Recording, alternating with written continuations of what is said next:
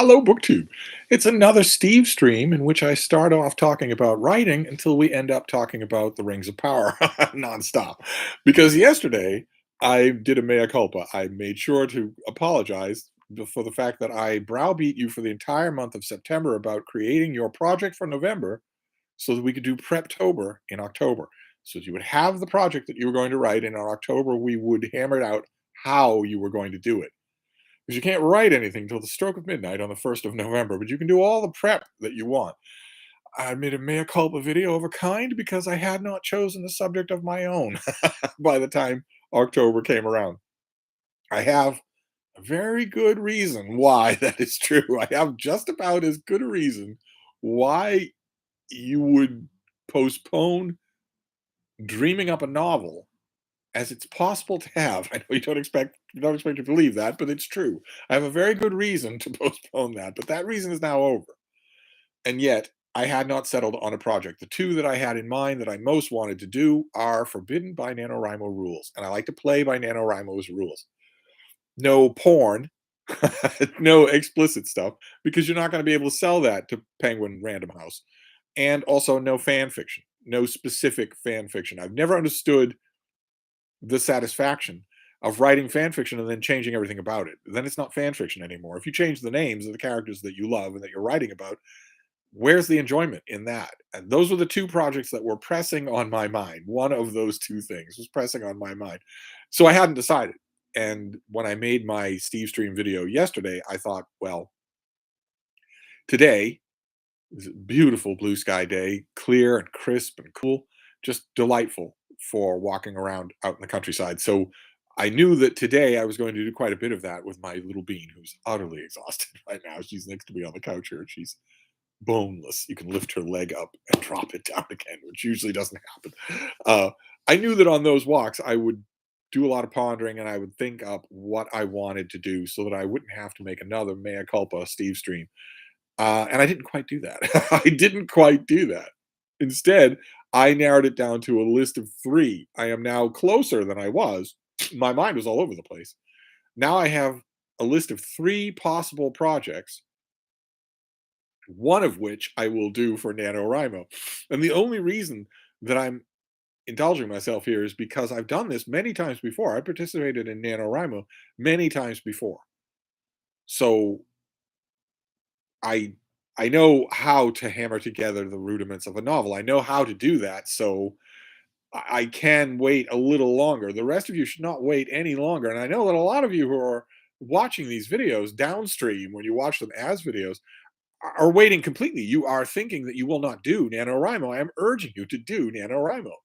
Instead of thinking about it and saying, "Ah, no, I'm not going to do that. Oh, I couldn't write a book. Oh, no, I don't want to do that. Oh, I don't have the time." Any of the usual rationalizations, you should be discarding those and doing this.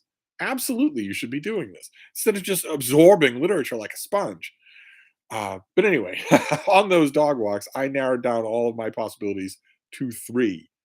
One possibility is a novel called The Falling of the Sparrow, which is about basically a life in birds. It's about a little boy who, when he's in short pants, has a pet robin and gets to know it quite well, becomes fascinated with it. And he grows up on a poultry farm in the American Midwest. He goes to college and becomes an ornithologist, studying a kind of big fat parrot on the island of New Zealand. Becomes an eminent figure in the field, the foremost expert on both that parrot and flightless birds in general, and New Zealand ecology. Becomes a kind of a media darling for talking about not only birds, but also by extension, nature, just nature in general. So he has a heyday. People really enjoy this guy. Writes a whole bunch of popular books as well as all the leading monographs in his field. Then retires, and this is the one connection that it has with sort of my own life. He retires and becomes fascinated with his parrot, his own parrot. He has a parrot that has been a pet of his for the whole of his life, and they've come to know each other very well. Any of you have ever had a big bird? It's there's they're eerily intelligent. There's definitely a relationship there that goes well beyond what you can get with almost any other kind of animal. And eventually that parrot dies. That scene is, of course, because I'm a morose Boston Irish Catholic, that scene is the one that I've already written in my head. And soon after that, and maybe psychologically connected with that, he has a fall, and that is a harbinger of declining health. And when the story opens, the story is narrated from him in a hospital bed, with the strong implication being in the text that he is not expected to live. And I don't know how many of the details I get into there. But even in the hospital bed, at the end of his life, he is fascinated by the behavior of the sparrows on the windowsill of his room.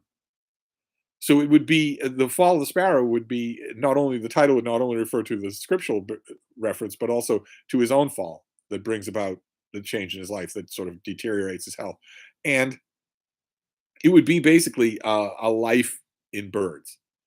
So that's one concept that I thought up while I was out walking around. That one of the many, but that's one of the three contenders at the end. Then the second contender is science fiction because NaNoWriMo is going to take place for the second year in a row during New World's November. So it seems natural to write science fiction. And the science fiction the story that I have in mind is called The Destruction of the Veinti. And it takes place in a kind of a scrappy uh, human science fiction confederacy, probably in 2400 or something like that, where humans have made tentative first contact with a couple of other alien species, but it's not the Federation. It's not, dozens and dozens of worlds. It's a tense kind of coalition. It's done well. I would make it hard science, so there wouldn't be any fantasy about how easy it is for these races to interact with each other. But one race of beings that all of these aliens, including humans, have to deal with are the Vei, Vei, the Vei, the Veinti. And they are androgynous, slightly larger than human, humanoid. They look entirely human. They're slightly taller than a human. They look entirely human. Alien beings who are completely, as far as anybody knows in the story, completely impervious to any kind of harm. The Veinti propel themselves as a body with no clothes through space. They appear completely invulnerable to radiation. No one has ever heard any hint from them that they require any kind of physical sustenance, food, water, anything like that. They appear to be invulnerable to physical harm. They appear also dreamlike and reserved. They don't talk much. They provide all sorts of services and seem to do so willingly. They seem to get something out of it, although they don't appear to have any kind of society of their own, no barter, no culture, no nothing like that. And no one in this future world knows anything about them other than that they seem to defy all sorts of natural laws for living organisms, and yet they seem like living organisms. They don't seem to be technological. They register on bioscanners. And the destruction of the Veinti is about one human scientist who has grown up with these beings. They are as much a part of his world as they are of anybody else's world. But he gradually, in the course of the novel, conceives a growing monomania, first to figure out what they are, somehow to figure out what they are. They won't submit to any kind of examination, and no remote examination seems to work on them. First, he starts off in the course of this novel trying to figure out what they are, and that desire, that monomaniacal desire to understand the Veinti, gradually shades into a desire to want to destroy them, to want to kill them, simply because they don't seem to care and he can't figure them out. So it'd be a psychological study as much as anything else, but I don't know. I don't know how that would work. I know that it would be doable. I'm not sure how readable it would be. And then the third candidate for my NaNoWriMo, I'm going to have to choose between one of these three unless a fourth candidate bursts onto the scene. The third candidate is called The Winding of the Way, and it is an adaptation of one of the nano projects that I don't think I can do. One of the nano projects that I really want to do that I don't think NaNoWriMo really smiles on is tentacle romance, tentacle porn, essentially, since porn is a huge element of tentacle romance. And I thought, well, okay, what if you did a science fiction cleaned up G-rated version of your War and Peace of tentacle fiction? I would call it The Winding of the Way, and it would be a first contact science fiction story, but without spaceships, without space travel.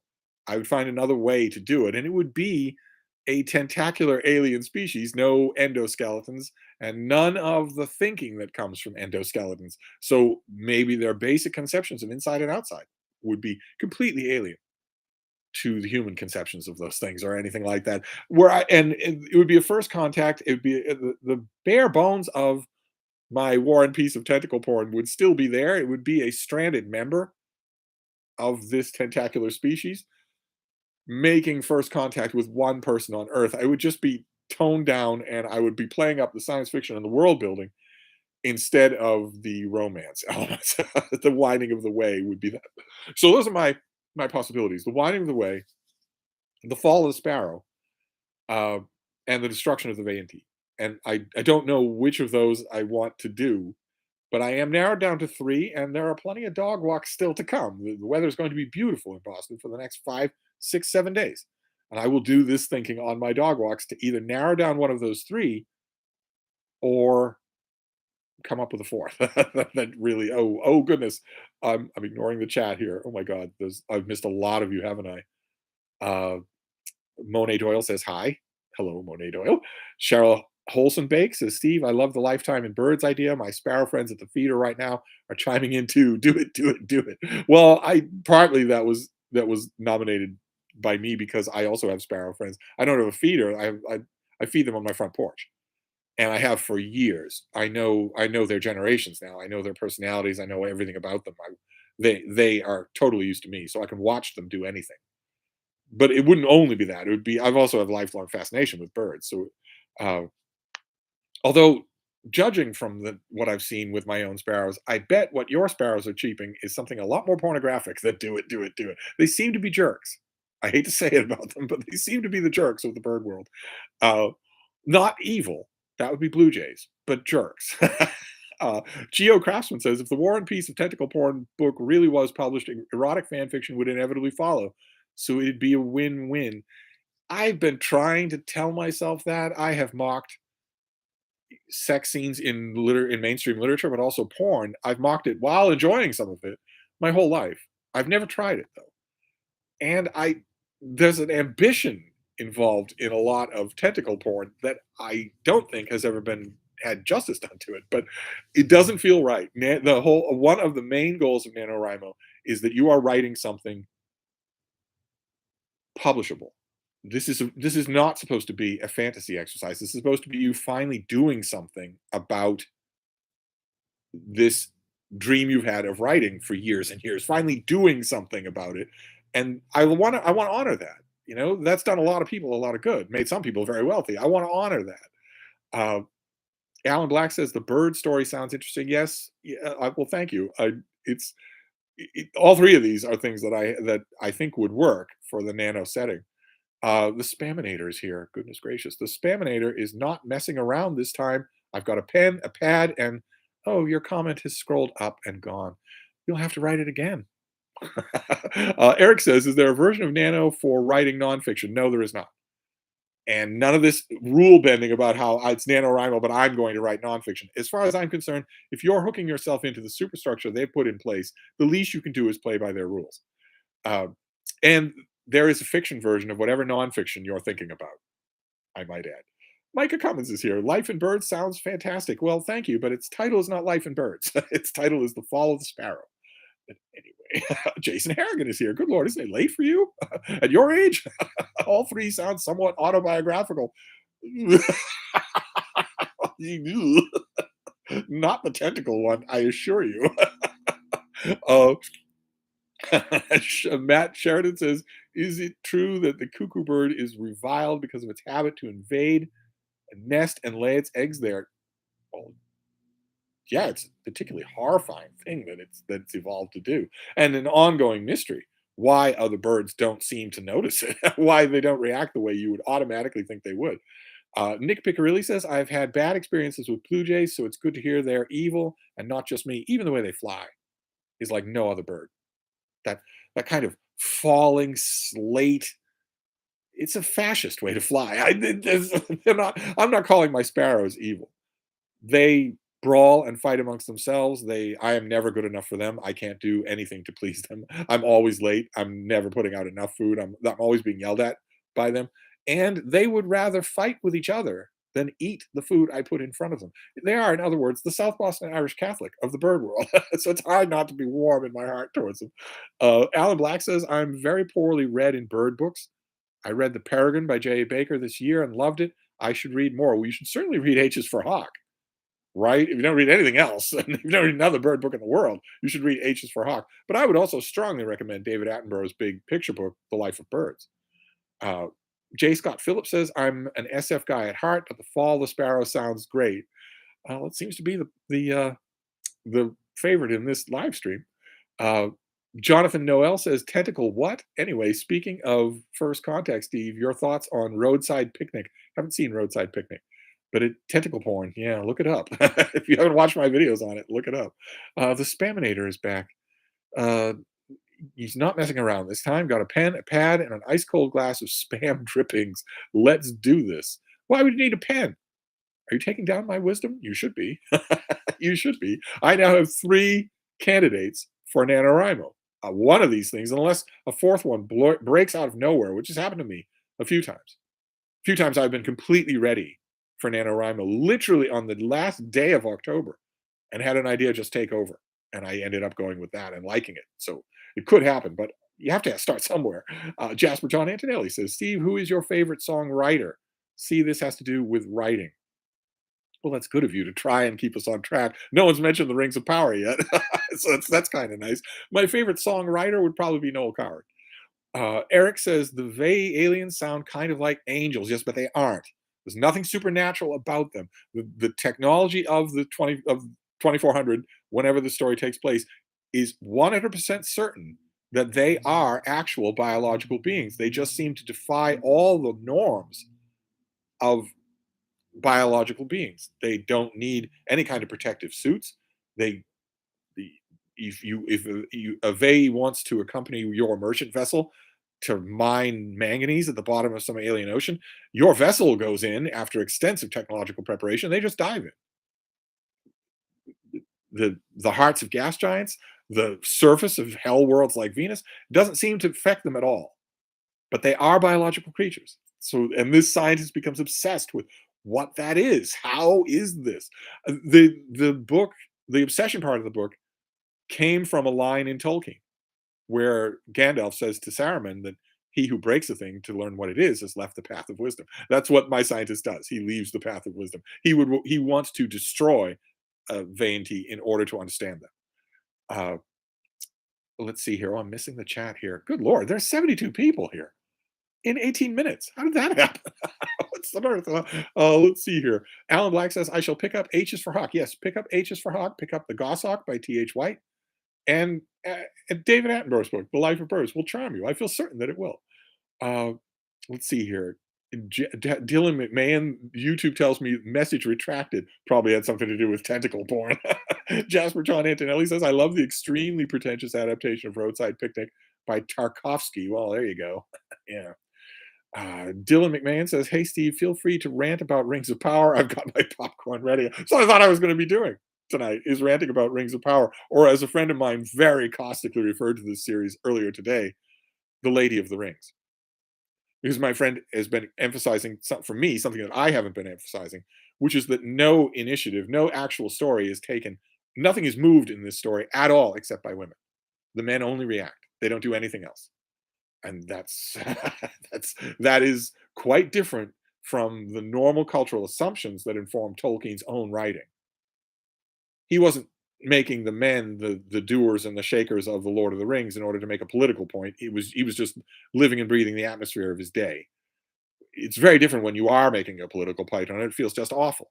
Uh, Matt Sheridan says, my favorite songwriter is Bob Dylan. Not exactly, no. Joanna Burgess, oh no, you're gone. Blue Laser Ryan says, watch first two episodes of Rings of Power, and that was enough for me. For most people, yes. Most people stopped after two episodes because they're so mind-numbingly dull. They're so incredibly boring. It's only after the second episode that you start to see that the show is not only dull, but is made by people who aren't even human. It's not just that they don't have any awareness of Tolkien, it's that they don't have any awareness of 2,000 years of Judeo-Christian moral tradition. The Harfoots alone, it's as has been widely commented, they are completely sociopathic. If anything happens to one of their tribe of even the most trivial nature, they leave them behind. They advocate leaving them behind. They say the wife of the leader says, take their wheels. Don't just leave them behind, but cripple their craft. So they not only can't come with us, they can't go anywhere. They will certainly die. She says, take their wheels and leave them. That was last week. This week, that the husband of that same woman looks at her and says, it'd be nice if once in a while you weren't completely right. So she was completely right when she said that. She was being Adolf Hitler. She was completely right when she said that. Uh, Alan Black says, no more Rings of Power chat. The show is crap. Let it die. It doesn't work that way. It cost $1 billion. And it's at least adapted, or at least it claims it is, from one of the most beloved books in my own personal history. There's no chance I'm going to ignore it. I just hope it goes away on its own. Cheryl Holzenbake says, she's warning Matt Sheridan not to bring up Dylan or I'll rant about him. J. Scott Phillips says 72 people already. That's what happens when you announce your live streams. I guess it is. I've seen a couple of live streams today from channels that have hundreds of thousands of subscribers. They didn't have this. Didn't have this kind of response in this amount of time. So I don't understand that at all. Maybe it is announcing things, although they announce theirs days ahead of time. Jasper John Antonelli, oh, you're gone.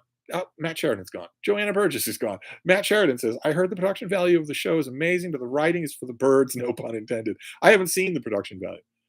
Everybody talks about that, but I haven't seen it, except in a few isolated instances that could have been done with matte painting 50 years ago. Aside from that, I haven't seen it. The armor looks dumb. The ships look dumb. Even the ice on the ice wall in the first episode looked dumb, looked fake, looked rubber. Gandhi Angles is back. I am enjoying House of the Dragon. Are you really? Interesting. It was another thing. Dylan McMahon says, is Rings of Power as bad as Denis Villeneuve's Dune? No. Oh, yes. I should say yes. It's much worse than Denis Villeneuve's Dune. Gagging for Lit says, I love the remake of The Dark Crystal. Won't watch Rings of Power, though. Sounds like a bad video game spin-off adaptation of Lord of the Rings. The irony is that the most popular video game spin-off of Lord of the Rings is considerably better than Rings of Power for a whole lot less money. Kelly says, take the remaining Rings of Power budget and restart. In a perfect world, in a world that made sense, that is what would happen. The money people at Amazon, who I assume control the thing, would boot everybody connected with Rings of Power out the door, bring in a Tolkien consulting board that is not bought and paid for shill fake fans. That promotional video they did with so-called super fans, including a booktuber, or at least somebody who started off his channel as a booktuber, made a booktube newbie tag and everything. That promotional video was just an absolute travesty. And as the neck-bearded fascists on YouTube have pointed out, none of those alleged superfans have made even a single video about Rings of Power since they did that video. They aren't superfans. They don't know the show at all. They were just brought on to say the right things, like prancing dogs. In an ideal world, a world that made sense, the powers that be at Amazon would cut their losses for the first season, bring in some Tolkien experts and some Tolkien fans, and restart the show. That's exactly what they would do. They'd get a huge amount of goodwill if they did that. They'd get the kind of ratings they clearly want and that they're clearly not getting. Because if they were getting those ratings, they would show their ratings. They're clearly not getting them. If they did that, cut bait on the first season and start over.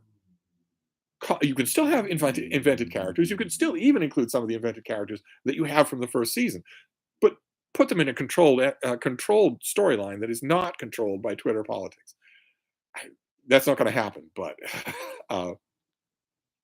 let's see here. Jasper John Antonelli says the only Amazon show that deserves to be rebooted is Patriot.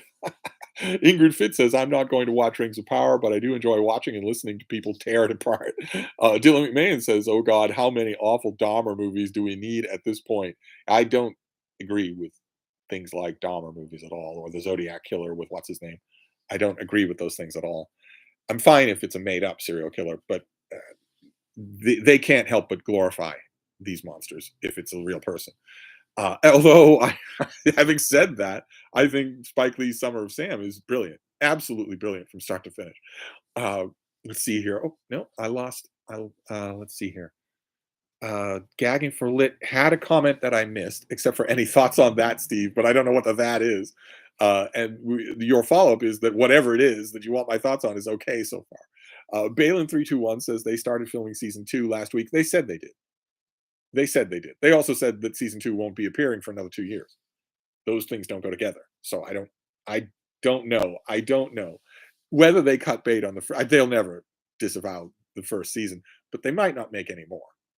Uh, anyway, who knows? Who knows at this point? They know what's going to happen if they do. If they stick with their Twitter politics story impetus, if they stick with these idiotic showrunners, it's just going to get roasted and memed for the rest of its 4 seasons. Jonathan Noel says, I shan't watch Rings of Power due to black people Tolkien would never have imagined. Um, it would have been possible to put in a diverse cast. That would have been possible, but not the way these showrunners did it. They did it all wrong. They did it in a way to make to again, as I always say about Twitter politics, they did it in a way to say to the audience, your grandparents were terrible people, and who wants to hear that? Uh, Matt Sheridan is responding to Dylan McMahon. I'm so sorry to say, people just flocked to that Dahmer show. Uh, Gandhi Angre says, I think Matt Smith is a wonderful addition to the show. I did not enjoy him as Doctor Who. I didn't enjoy him as the Doctor either, and I haven't enjoyed him in much else. I don't think he's very talented. He just has the jaw of 3 different people. He's got the jaw of 10 Grinches plus 2. Uh, Jasper John Antelay says, if serial killer biopics are off the table, how will yours ever get made? Matt Sheridan says, I like Summer of Sam, although Spike Lee was completely insensitive to how the shootings are portrayed. He shoots them like a glossy music video. I argue that that is part of the art of the movie. But part of the art of the movie is the instant culturalization, the instant creation of the Son of Sam as a cultural artifact. Right when John Leguizamo's character is left out in the middle of nowhere in the middle of the night, he's yelling at the Son of Sam because he thinks the Son of Sam is everywhere. He's responding to a media creation, not to anything that he actually knows, and that's true all throughout the show. I think that that's one of the reasons why the killings are portrayed the way they are. Uh, oh, I'm missing a lot of the chat. Good lord, a lot of people. How wonderful! How wonderful! Is this what I get for announcing ahead of time? Is J. Scott Phillips right? Or is it just that I'm really sexy? It's got to be one of those two. Jeff Messerman says, I'm noodling with a dangerous bit of satire for Nano this year. This one scares me a bit. Should be fun. Is it a satirical look at a library employee who's letting the side down by not doing a podcast with a certain sexy influencer? That's not a believable story, though. Obviously, if a library employee had access to a sexy influencer, he certainly wouldn't let the ball drop. No one would believe that story. Ferdy says, hi, Steve. Do you have any advice for a biography on the Dutch artist Escher? And how do you rate his works? I like his works, but I've never read a biography of him. I don't know if there is one. Let's see here. Jasper John Antonelli says we need a Steve's film starter kit. Oh, I don't know about that, but I'm missing a lot of the chat here. Sorry about that. Why don't I jump down some here? Let's see here. Monet Doyle says Sarah the Bookish Knitter reached a milestone of new subscribers. Yes, she did. 4,000 subscribers for her channel. It is delightful. It would be perfectly fine by me if by the end of the year she was at 5,000.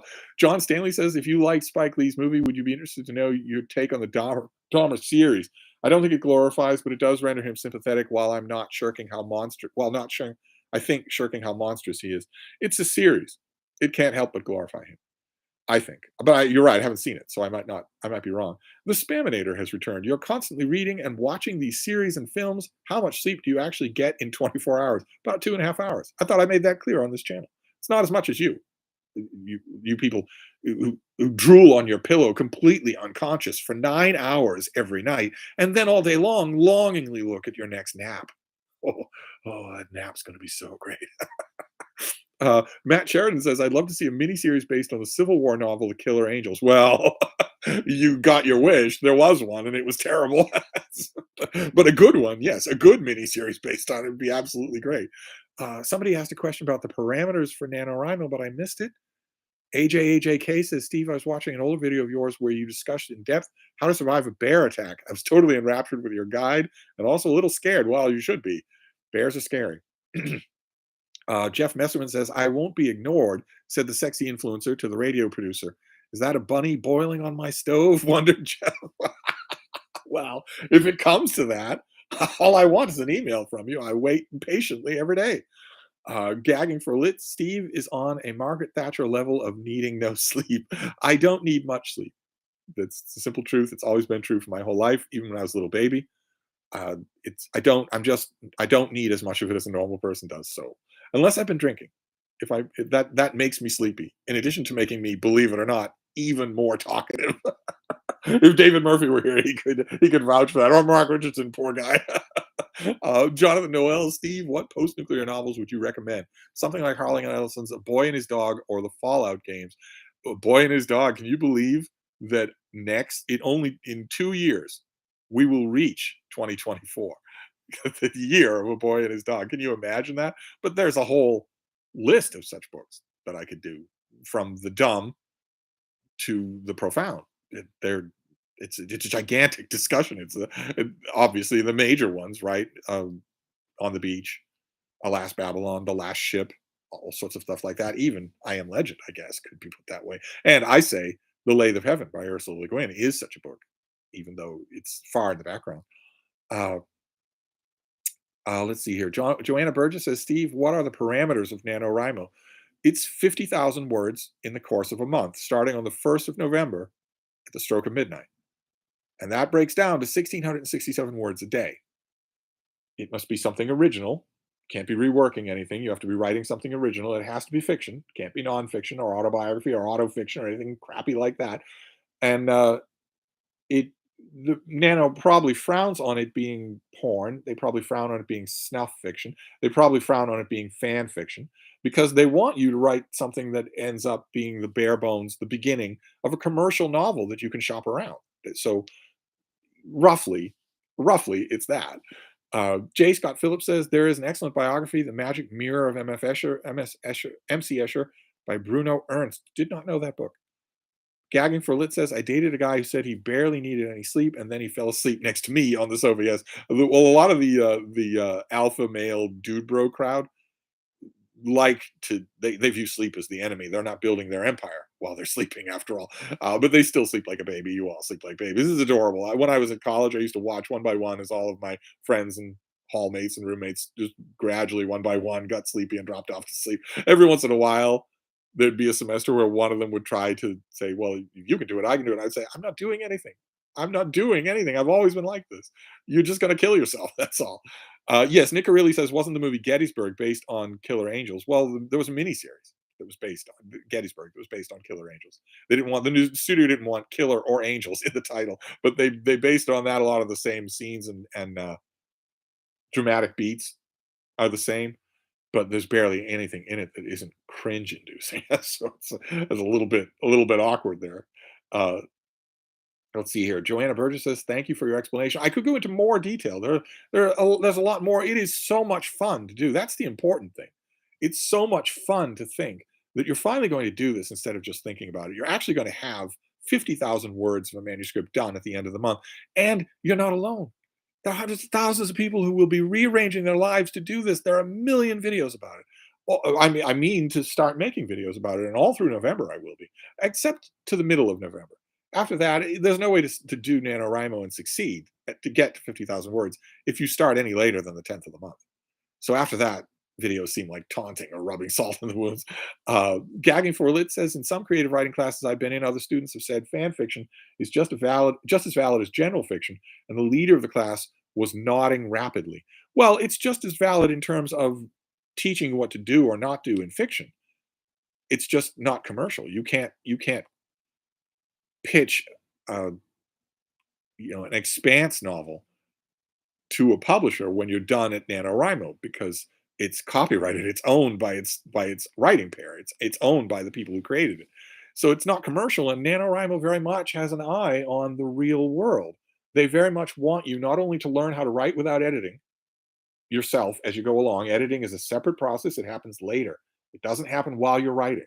They want you to learn how to do that. They want you to learn how to set real world requirements for yourself. Make yourself write every day, no matter what's going on around you. And they want you to end up with a finished, with a, the finished copy of a first draft of a commercial manuscript. Uh, where is Frida? Frida is right next to me, right there. She's not up on her perch, but she's right next to me. She's very, very sleepy. We've had a very active day. Uh, Joanna Burgess says, I am intrigued. You should be intrigued. You should do it. Take October to dream up what you're going to do, just like I'm doing, and work out how you're going to do it. And then do 1,667 words a day with me. Then when it's done, you will have done it. Instead of only thinking about it and postponing it, it will be done. It's such a feeling. I've done it so many times. It's such a feeling to finish a work and say, I did that.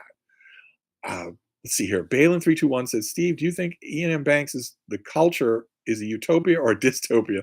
I had a very long argument about this, and I need resolution. I'm not sure that I can resolve it. It's one of the functioning elements of the whole series that you're not supposed to be able to resolve that. I think it's a dystopia, but I wouldn't I, considering what it's like. Gagging for Lit says, I'm going to the Plath Festival in Heddon Bridge in the UK at the end of this month. Heather Clark, the writer of Red Comet, will be there. Are you jealous, Steve? Please say yes. Oh, well, I never really was much for meeting authors or going to author events, but she wrote a great book. If I did meet her at your Plath festival, I would certainly tell her that. Let's see here. Uh, we need to clarify what the book is. Red Comet is well worth your time. Those of you who like writer biographies. Jasper John Antonelli says, Steve, do you like the 30s, 40s Universal horror movies? I watched The Mummy this morning and loved it so much. They are lovable. They are really enjoyable. Uh, Balin321 says, unless you're the writer of 50 Shades of Grey, then you can get away with commercializing fan fiction. Well, a lot of it had to be changed. A lot of it had to be radically changed. And I don't see the appeal of writing fan fiction if you're going to change everything. Uh, Gagging for Lit says, Rainbow Rowell, she didn't write fan fiction and sell it as a book with her publisher. There's lots of literary based fan fiction. There's lots of it. Yes, NaNoWriMo has lots of successes to its credit in its history. Oh, where are you going, baby? Where are you going?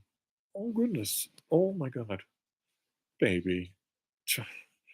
She gets the urge to get up and wander around, and it's with every year it's a little harder. No, it's not a crisis yet, but with every year it's a little harder for her to get back up here on her own. I'm gonna have to create some sort of step or platform after a while, in a year or two. Uh, let's see here. Uh, Jonathan Noel says, "Would you ever share your nano projects with us? I remember you wrote something called 'I Work in Lethals' that sounded nice, like a little sample, liked the little sample on the website." Yes, on NaNoWriMo there are samples of everything that I've done, and I guess I could self-publish one of these things or all of them, uh, and see what the appeal. I mean, it's fairly cheap to self-publish something. There are ways to do it that are fairly cheap. I could do it, and then they'd at least be there for all of you. I should every year I think of that. Uh, let's see here. Gagging for Lit says you write the very messy first draft to prepare Spaminator. AJAJK says I'm originally from Iraq. When did you visit there? I also lived in Oman for a while. How did you find it there? I visited Iraq a few times. Uh, and had some wild experiences there. They would be in, speaking of nonfiction, they would be in my memoir, Odd Dog, if I ever actually get around to writing it. Uh, let's see here. Kevin L says, what's your opinion of Annie Ernaux and Grace Paley? I'm not a big fan of either one of them. I don't think they're bad or frauds. They've just never done anything for me. Gagging for Lit says, create a hoist for her, Steve, a hoist with pulleys. I was often tempted to create a hoist with pulleys for Lucy, my pastor, because that was a federal affair to get her up on a piece of furniture if she wanted to get up on a piece of furniture. Till later in her life, when she just decided never to get off furniture, so that she just stayed there. Uh, let's see here. Trish Bovell says yes to personal history. Oh, it's an answer to somebody else. You're not keeping your eyes on the prize. Jeff Messerman is back. He's reared his ugly head.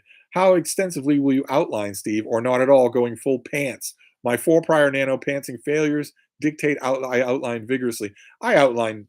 I, I'm a plantser. I outline quite a bit, but I am perfectly willing to leave inspiration open. Baby, come up here. Come on, baby. You can do it. Come on. Up you go. Come on. Gauge the distance. Come to me, baby. Come on. You can do it. There you go.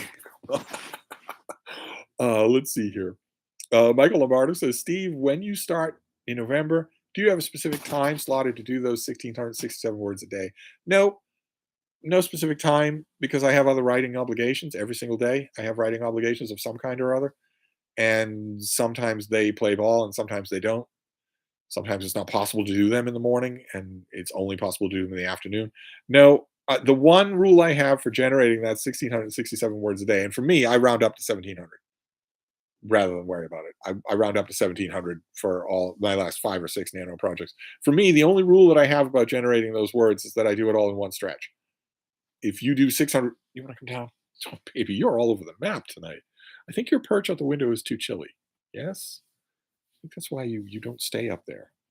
Uh, I do all those words at once instead of doing 600 words and then thinking, I'll come back for the other 1,100. I do them all at once. I think that is a good method. It gets you into the swing of it for the day.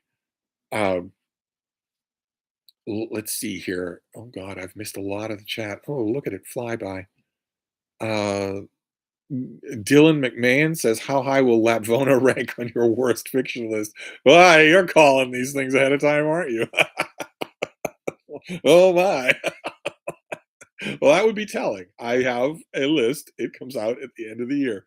A lot of people in publishing, a lot of people, a lot of writers, a lot of people in the critical world pay attention to that list, even though no one ever broadcasts it, no one ever sees fit to reprint it in a magazine or a newspaper. It is it is valuable to a lot of people. A lot of people dread it because I don't pull punches. I but it's valuable to a lot of other people because I do a lot more new release reading than any other critic. So it's a kind of barometer, even though an imperfect one. Uh, let's see here. AJK says, Steve, do you have any recommendations for a gap year of travel? I've already made my recommendations. If you're in school in America and you have a gap year coming up, travel to some free country and don't come back. Stay there. Uh, if you're if you're talking about a gap year of travel for somewhere else, make sure that it's a free country and that country likely to stay that way so that don't get trapped. All of us need to start thinking a lot more warily about the world for the changes that have happened and that are coming. This is about to become a much darker, much more dangerous, much worse world. And that is very much going to show itself at borders. So I would say, pick a free country, but exercise a lot more care. Uh, Balin321 says, how did you manage to travel so much? How did your job allow that? I had a source of money. I didn't have a steady job. I had a source of money that allowed me to travel. Edmund Karcher again wants to know what I think of the Dahmer series on Netflix. Boy, I'm going to have to pay attention to this thing. I haven't seen it, but it's not the first time that it's come up in this chat, so I'm going to have to pay attention to it. The Spaminator returns. What happens to work you submit for NaNoWriMo? Do they keep it? Do they actually read it? No, no, not at all. You're not submitting it to them. The only time that you submit your work to them is at the very end. If you want, you can submit a Word document to them, to their website, where their software will verify that it is actually 50,000 words. And then you get a kind of a badge on the site. That's never really mattered to me. So I'm not, first of all, I don't know how to do that. Second, I don't want them to have it. I'm sure that the fine print of submitting your novel to them uh, to count the words is that they own it. I'm sure of that. I could be wrong, but I don't want to risk it. I'm perfectly happy with the honor system. I think a lot of people are. Why would you say that you reach 50,000 words if you didn't? Right, NaNoWriMo. Oh, I'm missing a lot here. Goodness gracious. Jasper John Antonelli asked Steve life advice stream. Wouldn't that be fun? Jonathan Noel says, Steve, thoughts on J.K. Rowling's strike novels? I kind of like them. They're very easy, but I kind of like them. And novella. I'm going to drool on my pillow for a couple of hours later. Oh, it'll be more than a couple of hours, Missy. And you know that. You all know that. Good Lord. It's amazing to me. Uh, Matt Sheridan says, did you visit Iran before the 1979 revolution? Yes, I did. Also, what are your thoughts on the current uprising in Iran? Too complex for a live stream, that's for sure. I'm watching it with close attention. Everyone in America should be paying attention to Iran, to the change in Iran in the last 50 years. Everyone should be paying attention. Pluralistic, secular, representative, enjoyable, cosmopolitan, world aware, literate, modern Western country that became virtually overnight a medieval theocracy, a brutally sexist medieval theocracy. Everyone should pay attention to that. If it can happen to what was, the Shah's Iran, then it can happen anywhere. Uh, anyway, we don't want to. Let's see here. Balin321 says, "Do you think Europe will stay free? I am not optimistic. You have to read the tea leaves of the far right parties in every country, because the far right fringe parties in every country are going to be in charge of those countries in the next election, wherever the next election is. That trend is almost never going to be broken. So you have to pay attention to that." Jason Harrigan is back. I am working on a definitive bibliography of monastic publishing in Carthusian charter houses in 1477 to 1945. Should be a breakout hit. We're all worried about you, Jason. Oh, what a novel you could write. I feel certain. What a novel you could write. The Spaminator has retracted his latest message, probably because it had to do with tentacle porn. Uh, let's see here. Jasper John Antonelli says Steve thinks women without hijabs is haram. uh, I I'm If your personal religion tells you to dress in a certain way and it gives you a sense of religious fulfillment to do so, go right ahead. If you're dressing in a certain way because the religious conviction of the men around you who have rubber truncheons compels them to beat you to death in the public square if you don't dress that way, then the truncheons need to be taken away and the law needs to be changed and the religion can go to hell. It's just fascism at that point. I don't care what guise it has. So I don't know where that fits on the haram spectrum. But Jasper John Antonelli says he converted to Islam with. No, I'm afraid not. No, the Spaminator. So there's no point in actually signing up on NaNoWriMo website then. Well, there is, yes, because you've got communities there and forums, all sorts of discussions. People, if you sign up with a profile and your project, then people can read the first however long it is that you have that you can post on the site. They can read about your progress. They can watch your progress. You can talk with friends. Take on. Uh, you have an email account on the site. There's a whole bunch of reasons to do it. The whole community aspect is by signing up on the site. Why would you do NaNoWriMo if not for that? Kevin JN says, speaking of, okay, there's a typo here. Cartesian spirituality. Have you ever watched the documentary The Silence, Steve? No, I have not. Caller 1546 says, "Hi, Steve. How did you get on with your revisit of Doris Lessing and Margaret Drabble?"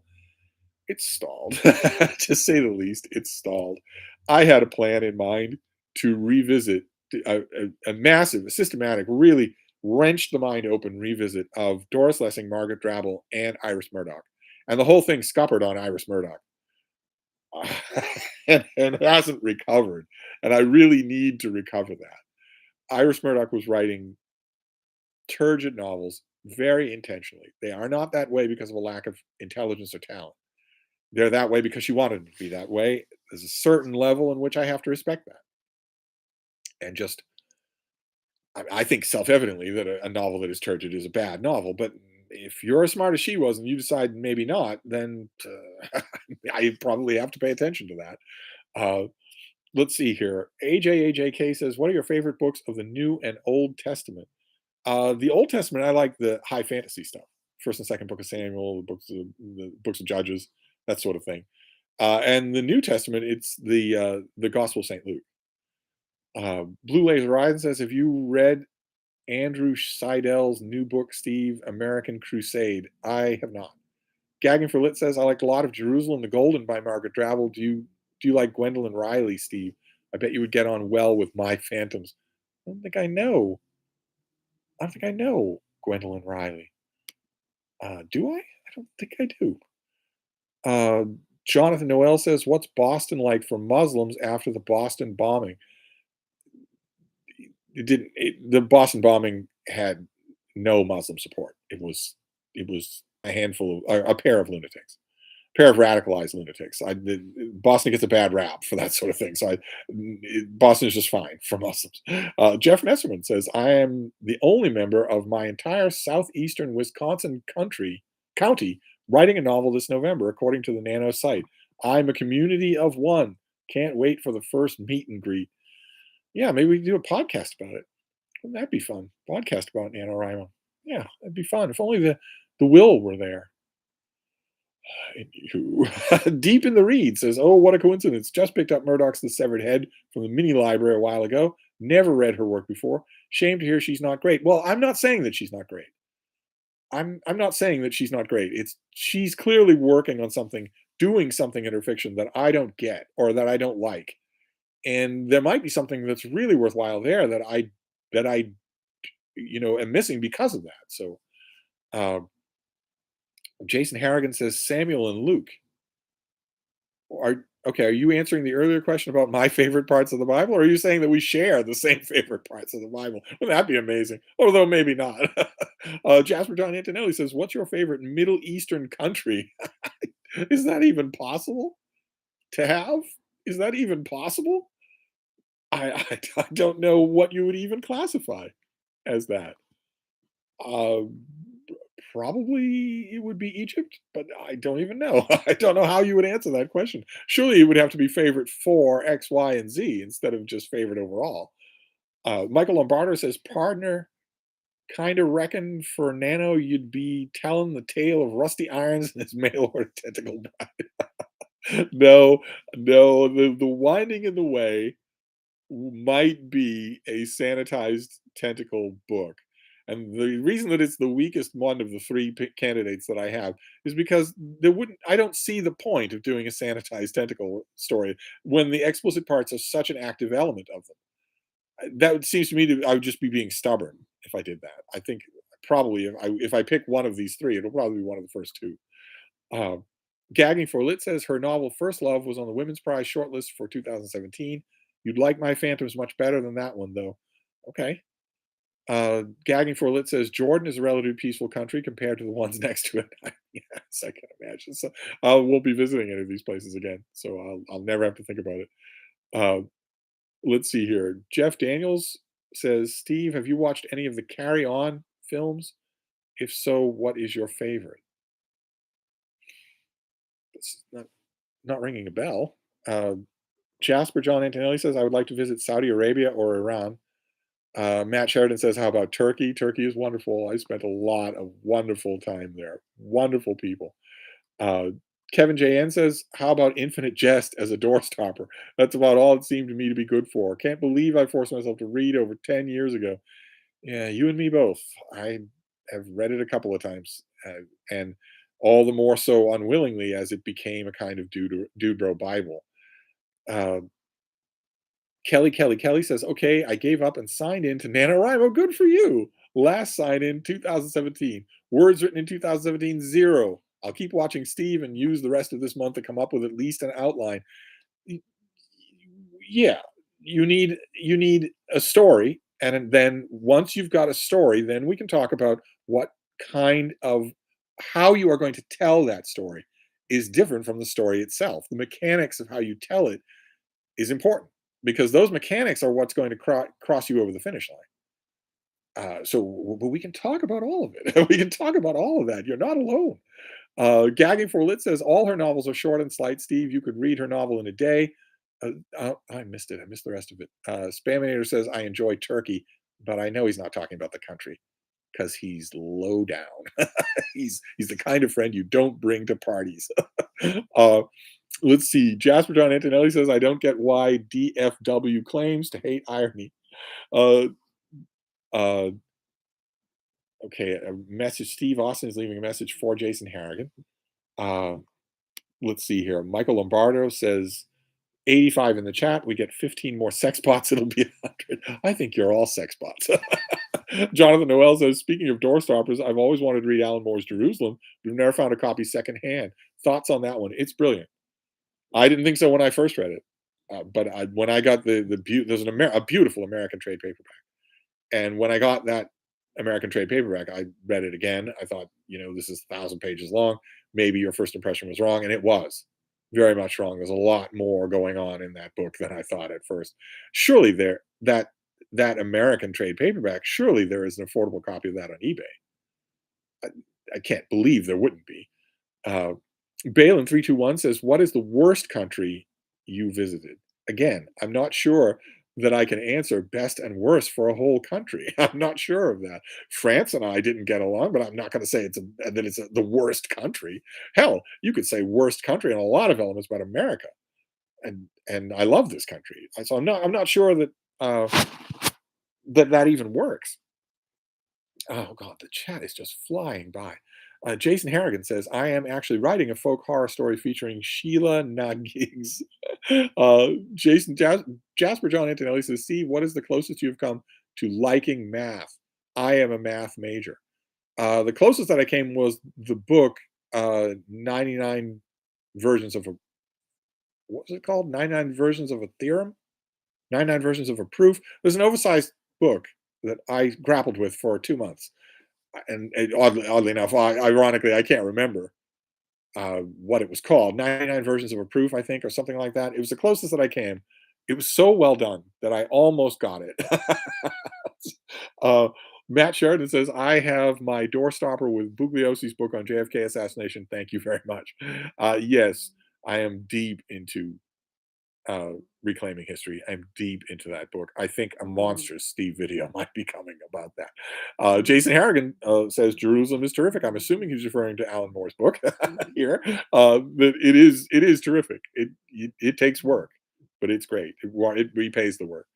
The Spaminator. I'm actually very fun at parties. Everyone is either trying to hug me or punch me in the face, sometimes at the same time. Well, you have that kind of face. Balin321 says, let me rephrase. What's your worst travel experience?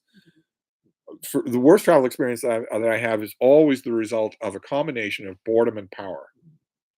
Not, as you would think, malice and power, but boredom and power. The combination of boredom and power is deadly. Sometimes literally. You encounter, an airport baggage check or a claims person, a customs person, if they have power and are bored and they feel like taking it out on the person in front of them, there's nothing worse. If you're in, the former Soviet Union, if you're in the former Soviet Union, you're wandering deep in the wilderness and you come across some sort of unbeknownst border crossing, or maybe the outward border of a military installation that's not public. And as happened to me a few times in there and in borders in Africa, where you will encounter stoned, bored teenagers who have loaded rifles.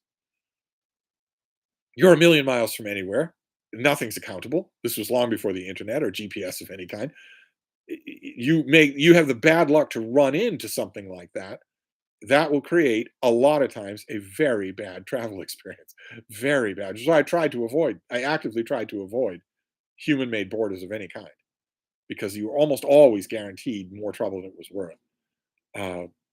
That was a long digression there for 87 people. There are 87 people here. How is that possible? Let's see here. Steve Austin says, which country did you enjoy its food best? Well, that would be America. Thank you very much. Specifically, 1980s truck stops in America. Oh my God. The real ones. The ones that were actual truck stops, not just, a filling station. Oh my God. I know that's long gone. They're long gone now. I'm sure they're not like that anymore. But once upon a time, you out on the road, the American plains, the great American West, right before you get to the Rocky Mountains, American truck stops, long haul truckers, things like that. Those places, the waitresses, the food, the prices, oh my God, the quantities, oh my God. There's nothing like that in any other country in the world, I guarantee. Probably wisely. Yes, 99 variations on a proof. Anna Maria Gavrila says 99 variations on a proof. I got it on your recommendation. It's the closest that I came to liking Algebra the Beautiful did not do it for me. 99 Variations on a Proof is the closest I've ever come to liking anything mathematical. And it's not math's fault. I've known some very, very good mathematicians in my life. It's just me. Uh, let's see here. Uh, yeah, Michael Lombardo asked, "How was Algebra the Beautiful?" It was passionate, but in these books, the author always uh, claims at the beginning that you don't need to know math, and they're always wrong about that. Jonathan Noel says, "Who's winning in 2024?" Steve, is it Kanye? It's not Kanye. No, no, and it's not winning either. Winning it means that you won by the rules of the game, and the rules of the game aren't going to apply in 2024 any more than they're going to apply in embryo in 2022. If you're asking me who's going to take power in 2024, that's very different. Who's going to win the presidential election is almost beyond the point. It almost doesn't matter anymore. Let's see here. Balin321 says secret agent Steve sneaking in near your military bases. Pretty tough to be a clandestine secret agent with 10 unruly beagles. That kind of gives the game away. Uh, let's see here. Oh, mention of the Lathe of Heaven, but I don't see the rest of the question. Mark Richards is here. Sorry, I'm late. Better late than never. Jason Harrigan's been here. It's like an OGBG reunion. uh, AJ, aka JK says, Steve, what are your favorite Arabic foods? Well, I didn't branch out much in Arabic food. I didn't brand. I wasn't very. I'm not a foodie anyway, so I'm not sure that my answer would be. I had all sorts of delicious rice dishes that were just fine for me. A whole bunch of vegetable dishes that were just fine for me. I didn't really branch out. My hosts in Saudi Arabia, especially, but also in Jordan and in Iran, were wonderful. They wanted to give me literally everything. Just here, we'll spend the rest of the year's budget, the rest of the year's budget of the family to just shoot the moon for this meal. For you, I had to strenuously tell my host, "Don't do that. Don't do that. You don't need to do this." The hospitality I encountered was incredible, and the food was delicious. But uh, uh, okay, Jasper John Antonelli says I should watch something, but I missed what it was. Gagging for Lit says, "Do you like The Promise by Damon Galgut?" I think that's his name. Won the Booker last year. I gave up on it after 20 pages. Too much crying at the funeral at the start. Yeah, The Promise didn't do much for me. I've kind of liked this author in some books, but I don't see the praise that increasingly comes this author's way. Uh, Blue Laser Ryan says, "I love Mexican food when I lived in California. There was once upon a time a fantastic Mexican restaurant, no more than a 5-minute walk from where I am right now. Just fantastic. All expats, so it was the genuine thing. It wasn't the American version. It was the genuine thing, and it was okay. Somebody mentioned Tiberius's early life, and then I missed that that comment. Aviation Club 172 says, "How was Bolivia?" Well, Bolivia was big. I wouldn't want to paint it. It was huge. I would be none of my travel stories are really like that. How was Bolivia? It was doesn't I don't really know how to answer a question like that. I had lots of experiences. Uh, w- uh, let's see here. Kevin J. N says, Steve, did you single hand sail on your journeys? And if so, how did you become a sailor? I did a lot of single hand sailing, most of it, most of the time. If I wasn't hiring someone else's vessel, that's what I was doing. And sailing and I go way, way back as to how I became a sailor. Sailing, I go way, way back. It's second nature. It's amazing to me to think I'll never do that again. I'll never single hand sail again. That is just amazing to me. Uh, Colorless Wonderland, good lord! First time you've ever showed up in a Steve stream. Hey Steve, what is the number one book someone should read in their 20s? Well, I'm in my 20s, so the number one book, there's a whole bunch of books that someone should read depending on what they want to read. I'm not going to make a blanket recommendation, right? I want to know, I take my recommendations seriously. I'm going to want to know what you like to read and what you're looking for. But the number one book that you should create in your 20s is a personal journal. You should be writing in a journal every day, and nothing artsy fartsy, nothing, nothing Ryan Holiday, no Lord of the Rings dipping a quill pen and writing something profound. You should be writing about your day. What did you spend today? Where did you spend it? What did you think? What was your most minor irritation, and why, and how much did it wind you up? You should be writing that journal every day. and remembering as much verbatim conversation as you can. Your muscles will get much better at doing that the more you do it. And that book is invaluable. It's actually a bro tuber. It's Clark Kegley on his channel. It used to be called Refusing to Settle. I don't know if it still is, but he is a strong proponent of writing the book of you. And he's right. He's not right about much else, but he's right about that. You should do that. That's the most important book that should be in your life in your 20s. As far as reading goes, I'd have to know all about your reading taste to know what you want to read. Matt's bookshelf. Oh, good lord. Here is my earlier comment. For NaNoWriMo, I want to write a novel about covering Tiberius's early life up to his retirement. Oh my, what a great idea. What a great idea. Years and years and years ago, I translated for a friend of mine. I did a translation of my own with annotations of Suetonius's life of Tiberius. And it's full of indications about that pre-Rhodes life. What an idea that would be. Uh, Jeff Daniels says Carry On was a British comedy series filmed in the 60s and 70s. Oh, there you go. Matt Sheridan says, Steve, what are your thoughts on Pope Francis? I think he's a deeply interesting person. I love watching what he's doing. Gagging for Lit says, yes, love writing in my journals. Yes, everyone should. Richardson Reeds is here. Destroyed my journals. Why leave evidence? Oh, okay. Gagging for Lit says, lots of fun to rant about people at work and your life. Yes, yes. It's also a good way to to even the playing field. It's a good way to assess your own thoughts on on that. Colorless Wonderland says that's darn good advice. Steve gives darn good advice. But I'm perfectly happy. Feel free to email me. I'm perfectly happy to find out what book you should read in your 20s. But the book you should be working on, the book you should be writing is your journal. Absolutely. You should also write a novel for NaNoWriMo with me. We should be writing buddies. You shouldn't be just a sponge soaking all of this up. You should be giving something back as well, even as young as your 20s. Jasper John Antonelli says, Steve, oh font of wisdom. Oh, I kind of like that. How should I move into student housing if I have the opportunity next semester? Sure, why not? Absolutely. Put some hair on your chest. Jasper John Antonelli says, I'm 19. I refuse to believe that. Deep in the Read says, have you ever read Europe Central by William Vollmann? We got all this way, an hour and 6 minutes, 89 people in the chat before we got to a have you read question.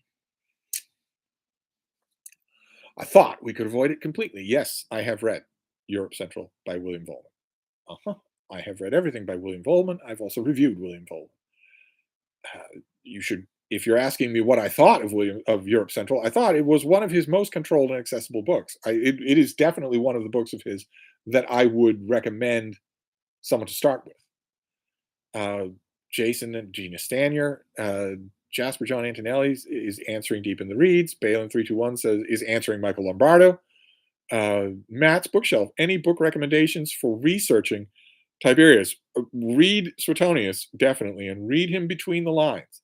Keep in mind that he was looking at all sorts of primary documents that we don't have anymore. He was using them to titillate and amuse his audience, but there's a lot between the lines. Read between the lines of him. Also, Valelius Paterculus, who's an ancient historian, is not known. He's not read at all, and he is a little bit derivative of Suetonius, but he's really good on Tiberius, and he also had access to a whole library of primary stuff that we don't have. Read, but also read between the lines. What are these people not saying?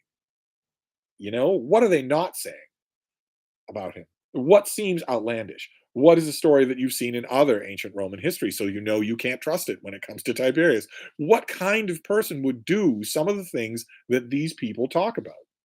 And what don't they talk about? It's, start with the ancient sources.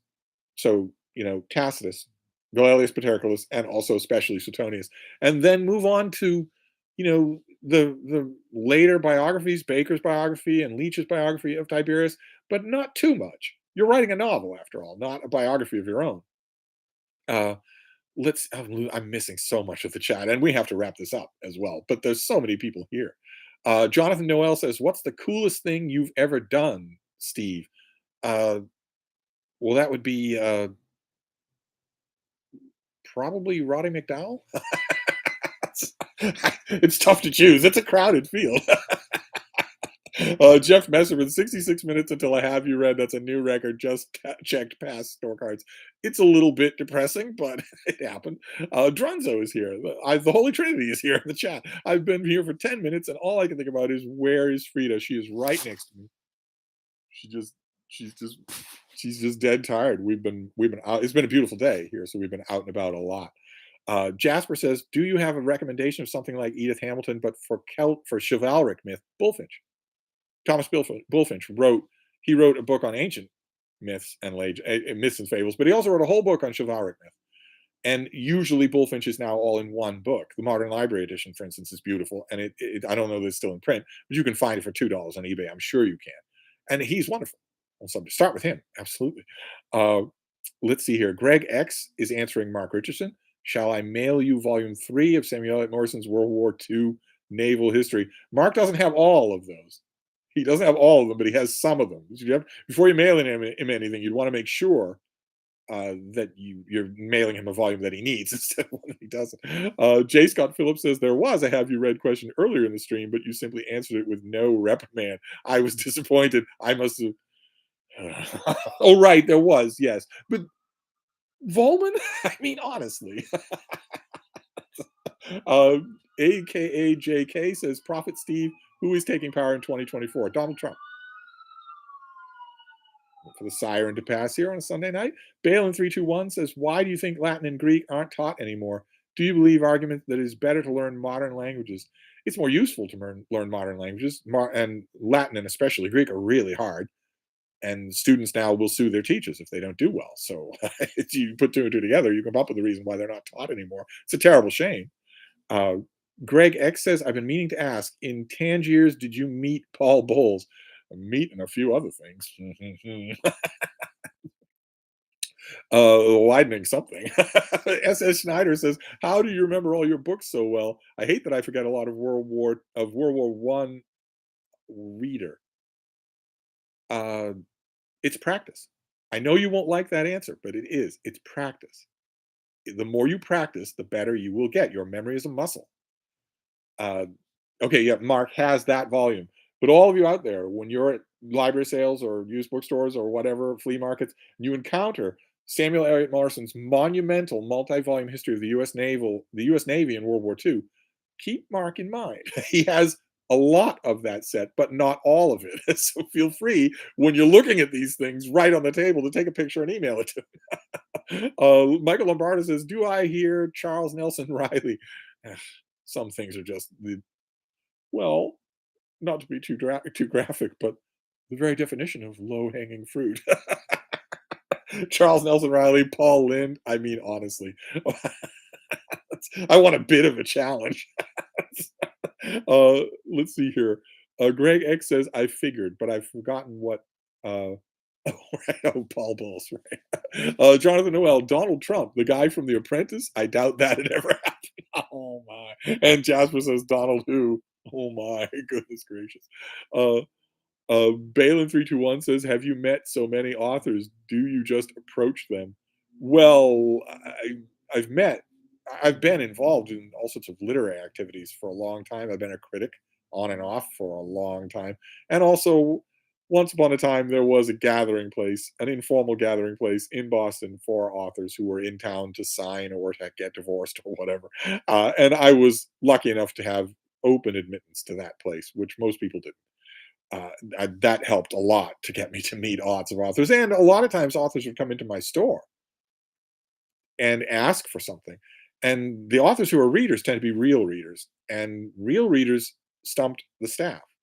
The real readers would be shunted right up to me, and so I got to know some of those people. Uh, Mark says that I'm a stalker. Stalking takes too much energy. Gagging for lit, Muriel Spark or Margaret Drabble? Spark for me every time, yes. No doubt about it. Even if I do a systematic reread of Margaret Drabble, I doubt that opinion will change at all. Very few people are more brilliant than Muriel Spark.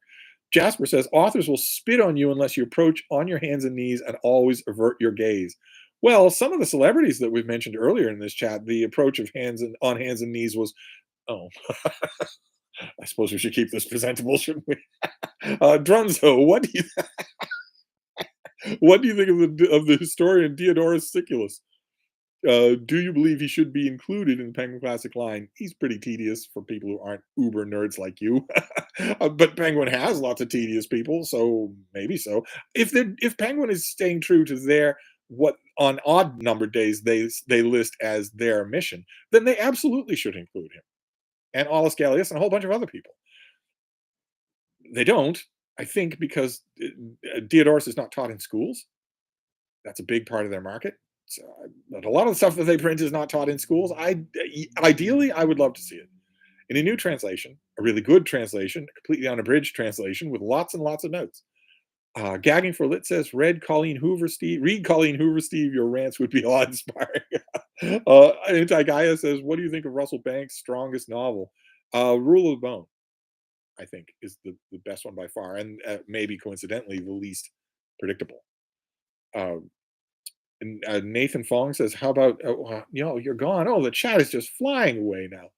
Uh, Sorry, very sorry about this. Balin321 says, "What do you think of the Emperor Julian the Apostate?" I swear, I'm not the one who killed him. I promise.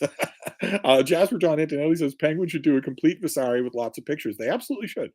Big fat thing, one volume, onion skin thin pages like their Bible, like their King James Bible. Maybe they couldn't fit pictures in that, but I'll take the whole of the text without pictures. Absolutely. But they absolutely should do it. A few from the bars here. Oh, good Lord. How'd you acquire the odor? Clean living, son. Clean living. Jeff Messerman says, as a librarian, oh, you're a librarian? Involved at all in your library's programming? Always looking for variety to present to your patrons? Are you? Oh, how interesting. The Colleen Hoover thing is mind blowing. 300 holds per book. Folks who've never set foot in the library are raiding our new arrivals shelf. It's kooky. Jason Harrigan, off to say compline. A decade of the rosary for your salvation, my good man. 99. You're going to need the whole of the rosary for my salvation there. Francisco says, good evening, everyone. Thank you, Steve, for another very interesting Steve stream. Well, I don't know how interesting it's been. At least we've wandered off the subject of the Rings of Power. AJJK says, AKA says, Steve, will the Tories' reign ever end in England? In about 20 minutes, it's going to end. Liz Truss is going to put an end to Tory rule in England for quite some time. It'll be a generation before they take power again, thanks to her, thanks to this one person. There's no way the Tories survive the next election. No way at all. Anywhere. So even in Tory strongholds, I bet they'll be completely overthrown. But it doesn't matter if the if the other side, the winning side, if Labor is Keir Starmer, then what difference does it make? what difference does it make at all? But in terms of exchanging labels, they're doomed. Absolutely doomed. Richardson Reed, Steve found a copy of Somerset Mom's Summing Up. New to me. Thoughts? I really like it. I'm not a big fan of Mom usually, but I thought Summing Up was really, really good. I wish I still had. Mark, you remember when Penguin did just a whole shelf of Mom in those orange spine mass market paperbacks. I used to have all of those. There were 4 volumes of short stories, I think, every novel, all the nonfiction, the summing up. I used to have that. I wish I still did. I don't have any Mom here now at all. I really wish I did. Uh, John Petter says, why leave the US when Donald Trump is almost done? Following the Mar-a-Lago raid, he's not almost done. It's far from it. His acolytes are well, anyway. He's not almost done. If you are in the United States and you are able to leave, you should absolutely should. Uh, Balin321 says, how does a bookseller view the customer? I've always wondered how I look from the other side of the counter. Well, it depends on the bookseller. Most of my colleagues, unfortunately, were incredibly snobby. They hated the customers. They viewed the customers as an impediment to their day. They were sometimes, at least when they weren't around me, rude to the customers. I never allowed that when they were within earshot of me. I would reprimand them right in front of the customers, and I didn't care if they were management. I would say to my customer, hold on just a second, and then I would say to their customer, I'm very sorry for the way my rude colleague just talked to you. If you don't want to deal with them, just wait, and I'll deal with you when they're done. I never allowed it, but unfortunately, as you know, if you go into retail, not just bookstores but anywhere, most retail help is unbelievably rude, off-putting to the point where I have lost the pang of guilt that I had in simply leaving most retail uh, interactions, transactions behind. I mostly do it all online. And I once thought poorly about that. But if I'm going to walk into a cell phone store, a shoe store, wherever store, and be treated like garbage, then I'm not going to do it anymore if there's an easily viable alternative. The only store I'll go into where I'm treated like garbage is the Brattle. uh, let's see here. Bryce's 1000 says, do you rate Ian Banks? I like Ian Banks, if that's what you mean by rate. I like him a lot. Uh, let's see here. Michael Lombardo says, can you foresee a Harrigan-esque decluttering at Hyde Cottage? There has already been one, a fairly large one, and they are ongoing. There's another one. There'll be one before the end of the year, a gigantic one. 2 or 3 thousand books will go. I keep doing that. I do that regularly. That otherwise I would never buy. I mean, it's not even a question of buying books when I'm out and they're presented to me. I have to do that regularly because I get books in the mail every day. So yeah, it happens regularly here, not to the extent of Jason, but I'm not sure how traumatic it would be if I did. Yeah, I mean, if it would be traumatic in a moment because these things are so familiar to me, but 9/10 of the books that I have here, I have as ebooks on 10 different devices. Would I really miss them? I don't really know, but I'm never going to do it. The walls are always going to be lined with books here. Uh, Gagging for Lit says, "Do you like Zadie Smith? I think her writing is good at times. I do. I agree. I do like her writing at times." Jonathan Noel says, "It's so funny to me that Boris Johnson was literally their only hope. Pretty weird. A pretty weird situation. If the United States weren't poised on the brink of outright fascism, then I would consider I would be spending all my time obsessing about UK politics because they're so weird. But I'm sure you saw the graph of the pound uh, after Liz Truss took office.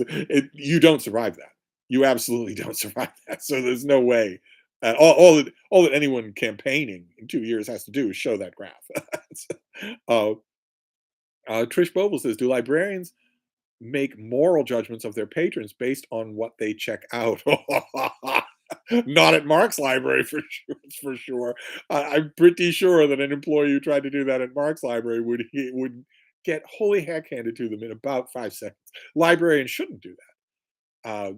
Some libraries are less well managed than Mark Richardson's library. If you were an employee of his and you tried that, I would strongly advise you against it. uh, let's see here. Richard Reed, oh, Mark is here. I was just taking your name in vain. Not leaving in Vermont, used to fighting Yorkers like Trump in his state. Sort of a tradition. Balin321 says, "What is the most beautiful bookshop you've ever been in?" Mine is the Book Cathedral. Well, I have to say the Brattle. I'm contractually obligated. Nick Piccarilli says, "Do you have any customers that were hard to please with recommendations?" Yes. Some that over the years it became a running joke. I had so many running jokes with my customers. It was so wonderful. It was just so wonderful. The nearest thing I come is this, what I have here with you all, and I think that's why I love it so much. There's certainly old friends of mine from the bookstore days who said, "Oh, I see now. These are your customers. These are your customers." I had customers who used to make a fetish out of, "Oh, I didn't like it. Why didn't I like it?" We would laugh about it. They would take my recommendations and say, "Oh." um, let's see here. Jasper says British everything is so bad. Bad politics, bad laws, bad economy, bad accent. Don't forget bad teeth. The Simpsons, right? The big book of British teeth. Gagging for Lit says, "Thanks for answering all my questions. Much appreciated." My pleasure. I can't believe there are 82 people here. That's just fantastic. And I think we've come close to 100 a couple of times in this last hour. Uh, Jonathan Noel says, "Steve, is Connecticut a real place?" Effectively, no. Not in any way that matters. Jeff Messerman says, is answering Trish Boble when he should be talking to me about a podcast. There's an idea. Uh, let's see here. Michael Lombardo, I have a feeling the gibberishly old guy impersonating feature on Dracula was perfected at BNN. I perfected a lot of comedy routines at BNN, but I absolutely did not allow when it was my information desk at the downtown store, the old downtown store, the old asbestos laden downtown store, I absolutely forbade my colleagues to be condescending to customers. If a customer came up and asked for the anarchist cookbook, if they asked for where's the romance section and they were an older man, No sneers, no snickers. I don't even want to see it once. I I'm not even willing to accept that it was an unconscious reflex. If you have that unconscious reflex, go to shipping and receiving where no one can see you and indulge in it to your heart's content. But you're dealing with the public now. You're going to be courteous to everybody. There's no such thing as bad reading. I, I had to do that a few times, and I wasn't happy about it whenever I did. The Spaminator says, "What is your favorite film adaptation of Dracula?" I'm going to say Francis Ford Coppola's Dracula, Bram Stoker's Dracula. I'm going to say that, and I'm going to stick with it. Jasper says, "My dad went to boarding school in Connecticut, and he's basically a cartoon character, so I doubt it really exists." Yes. You'll find that about Connecticut people. I don't think it's real in any real way. I've spent a lot of time there. I still don't believe it. Gagging for Lit says, "UK has beautiful parts, mostly hilly and green. Wales, Scotland, Ireland, Yorkshire, and England are all stunning. Don't diss the UK, it's lush. Also, the beautiful countryside of Kent." No, the I was joking, of course, but the countryside of England is wonderful, and also a lot of the towns and villages are wonderful as well. Just I've had so many delightful experiences there. I'm kind of amazed that I never actually lived in England.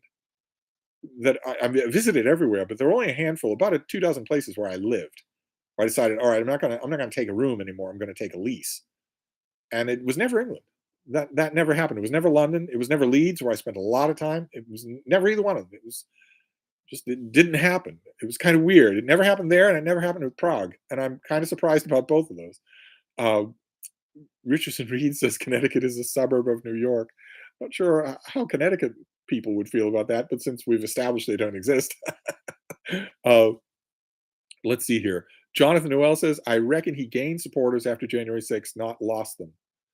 Uh, well, it's not a question of politics.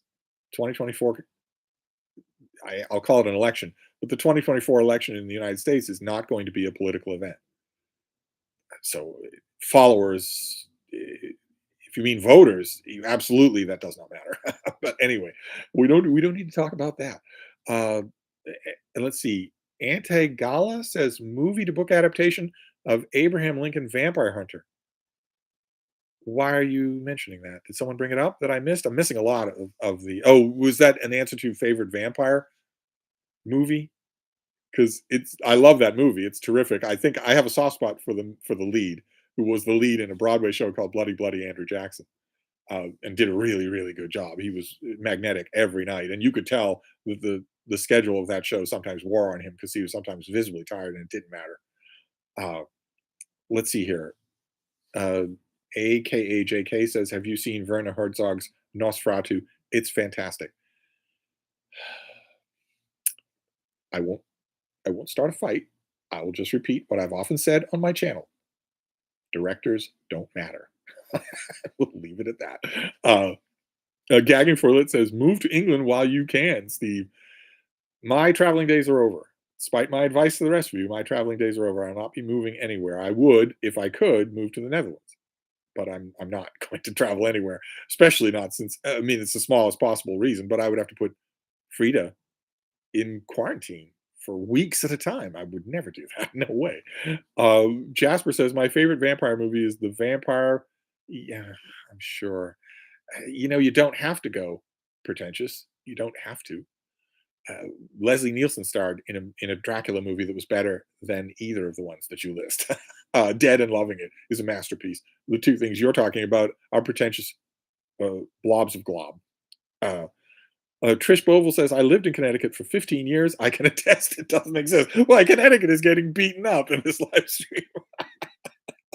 uh, Jonathan Noel. Richard Reed says Lost for a vampire movie, I assume.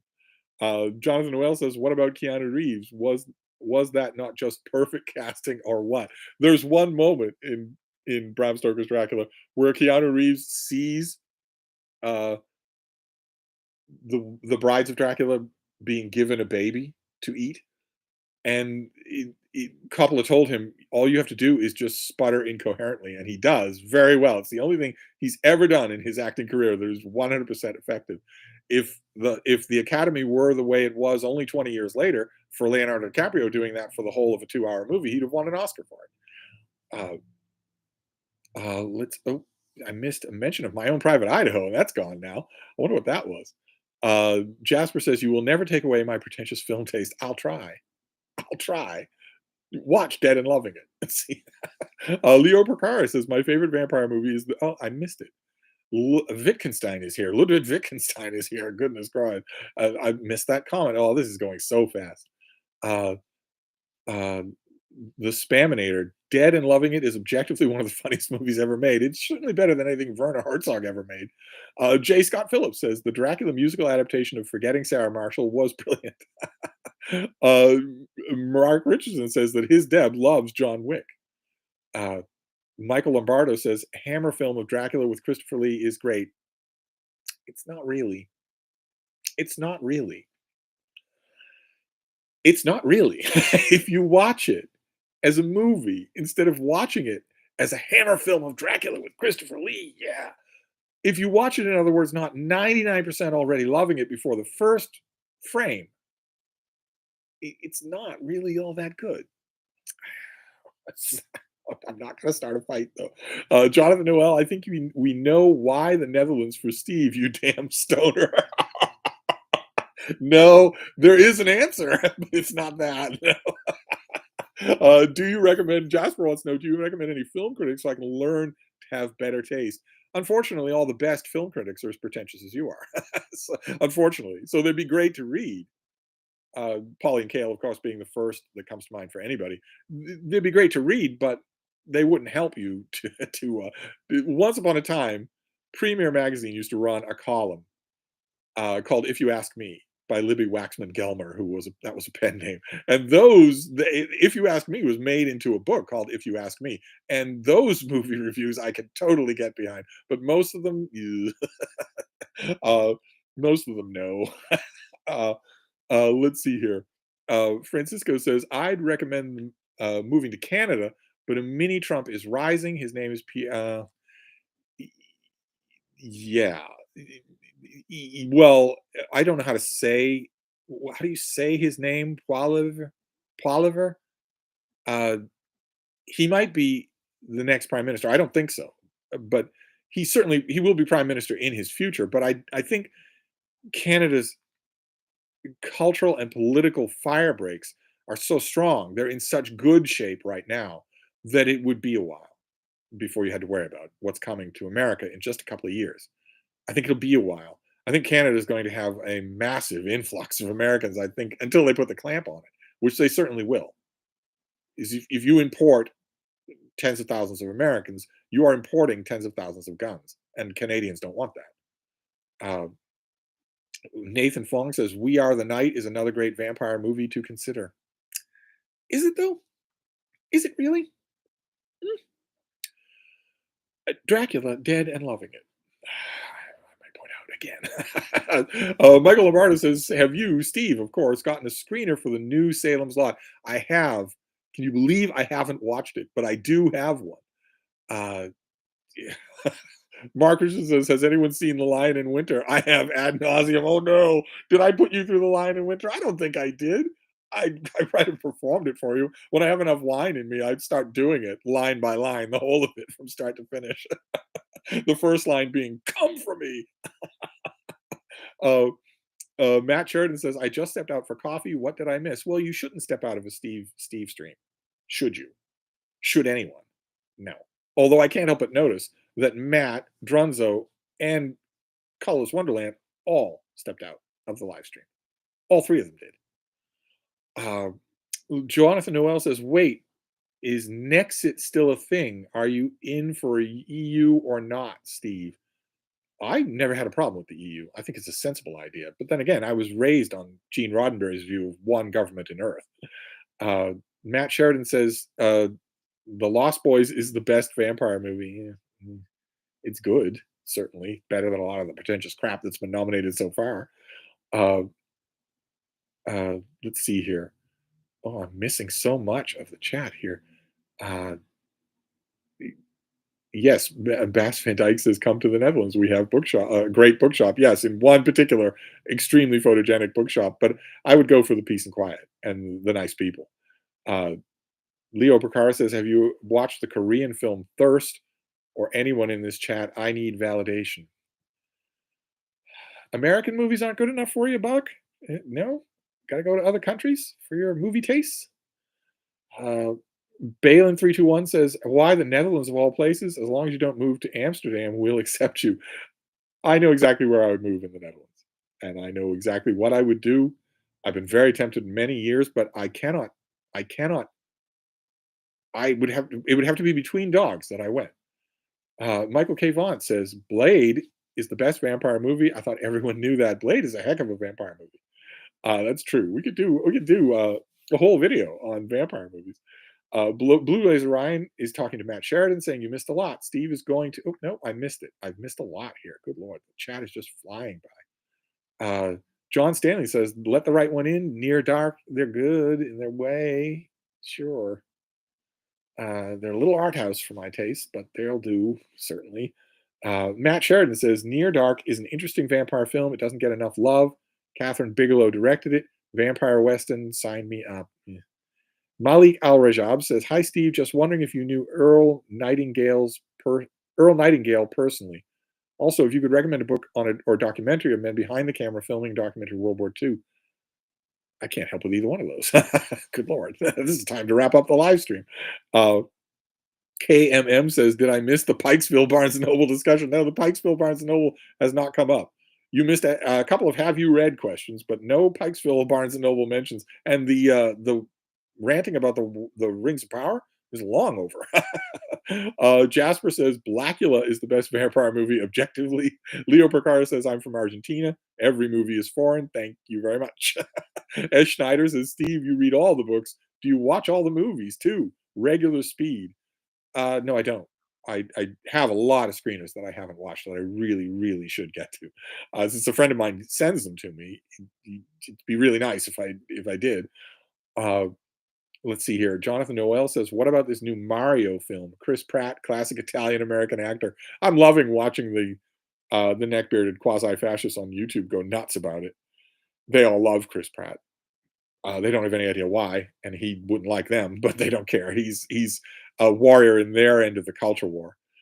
Steve Austin says, "What's that vampire movie with the guy who was going to play Aragon before he got sacked? Queen of the Damned. Queen of the Damned is with Stuart Townsend as the Stat.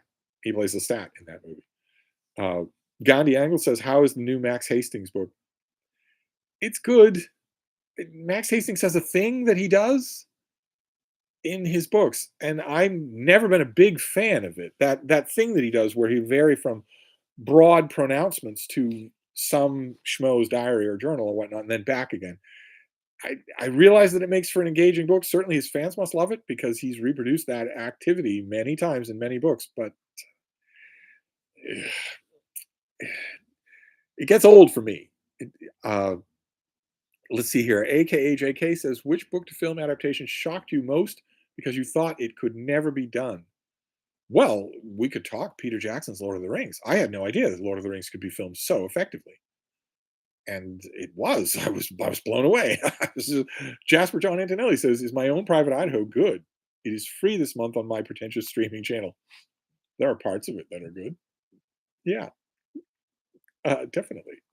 The Spaminator says, "My wife and I." Oh my God, there's a Mrs. Spaminator. Are rewatching the Tales from the Crypt HBO series. Some cool vampire episodes there. You're rewatching the Tales from the Crypt HBO series, and she is what's known as humoring you. uh, Matt Sheridan says, "I'm going to read Dracula in my collection of Poe stories from Penguin Classics for Halloween." Oh God, I'm missing so much here. Gagging for Lit says, "Yes, LOTR is an amazing adaptation. I was blown away by it, just blown away." Monet Doyle says, "I love David Boreanaz as a vampire in Buffy the Vampire Slayer." Yes, his uh, his angel really grew on fans. Joss Whedon took that under advisement, as the saying goes, and made the character better. Just kept adding to the character. Uh, Gandhi Angles thought, "I thought his book on Vietnam was excellent." Oh, Max Hastings. It is. It was good. Uh, Probably, it's probably the one that I've recommended more than anything else because people often ask me, "What's a good one-volume book on Vietnam that I can recommend?" Uh, Steve Austin says, "I remember you said the 13th Warrior was a good adaptation too. It's incredible. It's just an incredible movie. It is so good. It is so good. It is so respectful of the viewer's intelligence and beautifully filmed. You'd never know from Die Hard that this director could make such a film. Uh, it's 10 times better than the book, obviously. Most movies are, but I cannot recommend it strongly enough. It is so incredibly good. Richardson Reeves just got the delivery of a casket that was intended for my neighbor. Came from Transylvania. Being a good neighbor, I said they could store it in my cellar tonight, and my neighbor could pick it up later. See, Jordan Parsons comes out of nowhere to warn you that's probably not a good idea. uh, Hamilton Thompson is asking Michael K. Vaughan a question. I don't think this is Michael K. Vaughan's sexy stream, but nevertheless.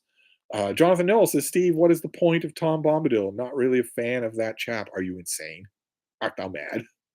You cannot, just because he can't be included in a film of Lord of the Rings doesn't mean you have any right to diss him. He's amazing. Tom Bombadil is amazing. He is amazing. It seems he has power over the One Ring itself. I wouldn't say that. I'd say more that it has no power over him. He's his own master. He could have been in the Rings of Power. It would have been easy to do. Anyway, Matt, I missed it. Balin 321 says, "What is your favorite part of the Silmarillion? Notwithstanding the Rings of Power, mine was the fall of Numenor. I just reread the Fall of Numenor, but I still it's of the Rings of Power and of the Third Age in the Rings of Power. That is amazing to me. I never get tired of it." Matt Sheridan says, "Oh, you're gone." Spaminator says, "Our entire marriage is just her humoring me." uh, Richardson Reed says, "Weird noises in my cellar." Well, considering what your cellar looks like, I would say that it has weird noises anyway. I would never go down there except with people with me. Blue Laser Ryan says, "What is Adrian Goldsworthy's best book in your opinion, Steve? I recently got into reading ancient history. I don't know that I like any of his books enough to call it the best. He's generally across the board good. Any one that you pick will be competently done. It's good popular history, so it isn't going to press things much. It isn't going to strain much. It's good entry level popular ancient history. Uh, let's see here. AKA JK, the Helm's Deep battle staggers me on every rewatch. So incredibly filmed. I agree. I agree. I love the Helm's Deep battle. I love it. But as Mark Richardson can attest, the thing I love most, of course, is the Ride of the Rohirrim in Return of the King, which is one of the best rewatchable film sequences that I uh, that I know. I love it so much. I saw another question about the movie version of the Council of Elrond. I wish it had been longer. Council of Elrond is one of my favorite chapters in any book. I wish that it had been longer. Uh, let's see here. Jonathan Noel says, "Yeah, but come on, he's just this fellow that shows up at the start of the novel singing his little songs. Let's just get to the prancing pony already."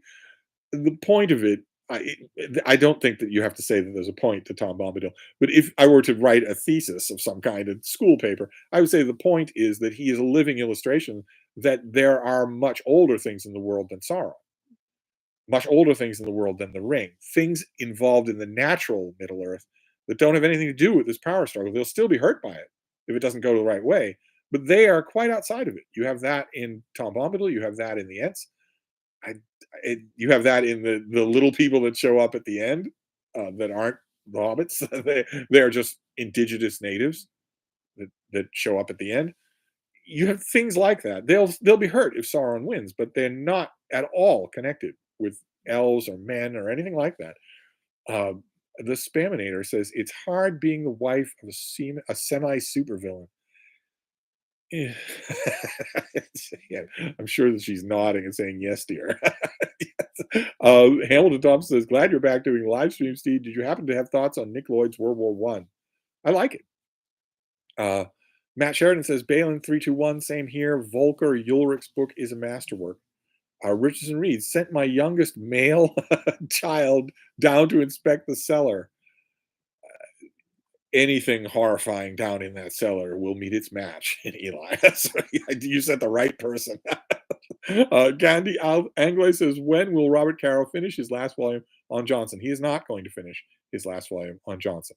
A big final volume will be written probably by John Meacham. But don't wait for John Caro or Robert Caro. He's not going to finish that series. Jonathan Noel says, "Okay, we can agree that House of Elrond is the best chapter ever. Just a bunch of blokes sat around having a chat, and I could read it over and over. It is infinitely rereadable." Uh, Balin321 says Theoden King reciting "Where is the horse and the rider" at him in the grave of his son are still my favorite movie moments. I like it a lot, but I can't for the life of me figure out why Jackson didn't have Theoden recite the whole poem as a poem. Instead, it sounds like he's just saying what's on his mind, and a lot of the rhymes are left out. All the rhymes are left out, and I don't understand that. It's so effective. I don't know why you would do that. But it's a beautiful sequence. It's beautifully done, so I'm not objecting all that much. Uh, let's see here. Gandhi Angre says, I read Caro felt he had to go to Vietnam. I fear his age will prevent that prerequisite. He's not going to finish it anyway. He's 150. Uh, Matt Sheridan says Caro is far too meticulous to finish it in his lifetime. Richardson Reed says, sort of like John Richardson not finishing the last Picasso volume. Yeah, yeah. When their publishers are telling them, the publishers are telling them, look, you had a heart attack that you didn't tell to the public. We're worried. Could you wrap this up in this volume? And these bullish authors are saying, no, no, my vision has to come first. Uh, let's see here. Matt Sheridan says, "What are your thoughts on Maximum Overdrive?" I used to love it. It was a great place in the combat zone here in Boston until it was shut down by the Vice Squad. I'm amazed that you know it. Were you perhaps a regular? In which case, we might have met. Not sure that I'd recognize you. There's a very specific way I could know. AKA JK says a video popped up in my feed from a news segment about a man who read every US president biography. I instantly thought Steve probably read more. Yeah, I've seen that gimmick a couple of times, and these people they've read one by each president, but not anywhere. Mark Richardson has read more of these things than these people have. I have. It's not hard. You develop a sweet tooth for these sorts of things, but the showboats who get onto the news saying that they've done this have never done more than scratch the surface. Uh, let's see. Balin321 says Peter Jackson generally skipped the songs of the book. I was surprised when I read Lord of the Rings how many poems and songs there were. Very unusual. If he'd been a little more confident, he might have added more. Michael Lombardo says, "Does the Brattle have a trashy garbage paperback section?" No, they don't. No, they don't. That would be the outdoor sale lot, and you'd have to pick and choose and find the right ones. Colo 1546 says, "I read the first Commissario Ricciardi novel. Was okay. Does the series get better as it goes along?" Well, you're wrong. The first one was great. It wasn't just okay. The series is terrific. All the novels are terrific, but it isn't just okay. The first one, it's really, really good. Well, what's the matter with you? Jonathan Noel says, "Your thoughts on Epic Pooh by Michael Moorcock. Do you agree with any of his assessment of Tolkien's work?" Not generally, no. I don't tend to agree with Michael Moorcock about much. Uh, Gandhi Angle says, "Carol reminds me of the character in The Paper Chase who was given a task by Professor Kingsfield and got tripped up." uh, Matt Sheridan says, "No, I meant Stephen King's Maximum Overdrive." Stephen King visited Maximum Overdrive? No, I'm feeling a little guilty about all the mean things I've said about his books over the years. Hmm. I wonder if he showed talent in other areas, specifically the room 4 of the basement. Hmm, hmm. Well, talk about fire starters. But anyway, we are approaching the end of this Steve stream. I'm having a blast, so part of me doesn't want to approach the end, but nevertheless, we are approaching the end of this Steve stream. I have writing to do and reading to do, and the bean is getting antsy, which probably means you know what. Uh, AKAJK says, "Steve, do you like Kurosawa's Shakespeare films like Ran or Throne of Blood?" I thought Ran was incredible. Didn't seem like a movie at all. It seemed like a private hallucination. Just amazing. Uh, which isn't to say that I like pretentious movies, and it isn't to say that I like foreign films. I don't like either one of those things. Nevertheless, if I had a choice between watching Ran and watching Speed Racer, I would probably watch Ran, and that's a pretty big compliment. So, but uh, anyway, this Steve stream we have to bring this to a close. Very happy that you were all here. I'm amazed that we didn't spend the whole time talking about the Rings of Power, but I had a blast as usual. And I wanted to apprise you of the 3 finalists for my NaNoWriMo project. The 3 finalists. So we have The Fall of a Sparrow, The Destruction of Vayanti, and the winding of the way. I just realized that all of them have prepositional phrases in them. That's not good. But I'm thinking that I'm going to pick one of those three and start to work on it for the month of October. So we once I pick one, we can start to work on Preptober together. The mechanics of preparing for what to write, for preparing so that you get all that stuff out of the way for November when you can just concentrate on writing. But that's going to have to be another Steve stream. That's not going to be tonight. So I'm going to wrap this up. I hate doing it because it feels like I'm closing the door on people in person. That's what live streams feel like. But I'll be back. We'll do this again. So thank you all uh, for being here. Thank you all for all these questions. All this. This was so much fun. I don't know. I don't. I understand now why people love to do this. And keep in mind, all of you are who might have missed a lot of this. It'll be a video on my channel, so you'll be able to. I missed a lot of the comments in the chat, but you'll be able to catch up on my priceless witticisms, which is the whole point. Anyway, I'm going to wrap this up, but I'll be back. Thank you, BookTube.